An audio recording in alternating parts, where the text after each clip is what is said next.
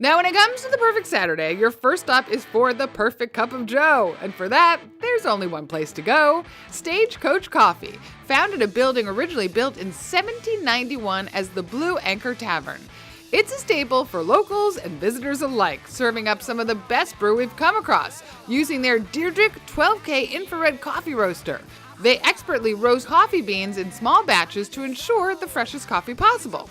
Matt Grady's parents started the biz. A trained chef and winemaker, he left it all behind over 10 years ago to carry on the family tradition and to raise his 3 children in the great community of Cooperstown. Now, people can get your coffee online? Absolutely. Stagecoachcoffee.com. We're shipping all the time, and again, it's fresh out the roaster, so stagecoachcoffee.com.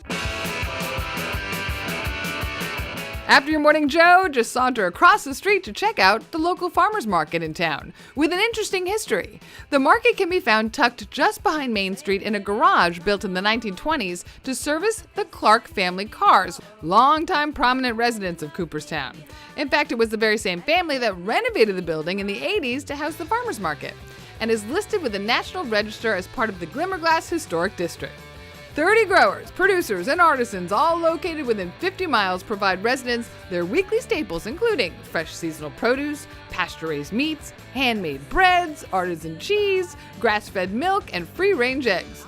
If you're visiting, there's plenty for you to take home: honey, wine, sweet treats, artisan crafts, and you would be remiss not to take home the farm-made maple syrup. You can even get the best darn breakfast sandwich in town from the boys at Rock Hill Farms. Look at those eggs. Look at those eggs. It's true. Look, Glennie, look at that egg. That is not a New York Deli bodega egg. Here, and I'll even pay you. I never do this. Now, before you leave, be sure to pick up the best kimchi this side of Korea, which will keep in your fridge for months. The Cabbage Cove's Kyla Titus makes this Asian staple in unique flavors like Mexican, Indian, lemon and ginger, even Greek. And it's so delicious and so good for you. In fact, I developed all of these flavors in an effort to get my grandchildren and children to eat more sauerkraut. I wanted them to get more probiotics, and I kind of went a little wild. Next up, pile the kids in the car, because just a short ride away is where you will find the super fun, family-friendly Fly Creek Cedar Mill. Not only can the kids race ducks or check out the geese in the creek out back, you can grab yourself a great lunch to eat at the picnic benches outside, but you will also get an education on how apple cider is made the old-fashioned way. After all, this mill was built in 1856.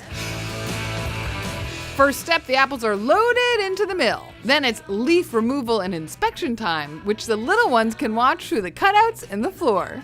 Down below, Brooklyn-born aunts and I loaded them apples into the grinder. Then the ground apples get layered onto pallets using an old-fashioned technique known as the rack and cloth method. Laying the mash is also called layering up the cheese. Fly Creek's, quote, cheese is 10 layers tall, using about 30 bushels of apples, and once they've all been pressed, will yield about 100 gallons of fresh New York apple cider. All right, so what's in this cup?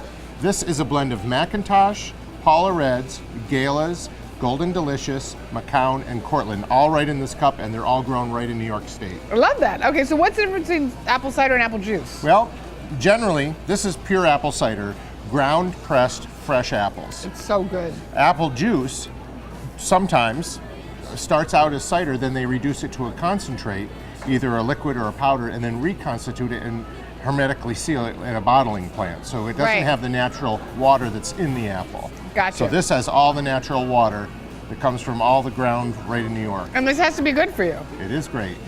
Like drinking an apple. Yes. Cheers. I'll drink to that. And before you go, be sure to check out the Super Gourmet store. 40 samples around every corner. And of course, the mill-made fudge in flavors that range from classic to crazy, like root beer, orange cream, and cotton candy. They make over 15,000 pounds of sweet buttercream fudgy goodness every single year. Now in Cooperstown, it's always beer o'clock, and while you can hit Omegang for a torrent taste, we thought you might also like a brew with a view. If you're looking for a true hidden gem, just head down Butterbowl Road in Cherry Valley, where you will find this little red shed. The Red Shed Brewery is the love child of Jack Hasbrook, who really started a small operation to support his love of beer.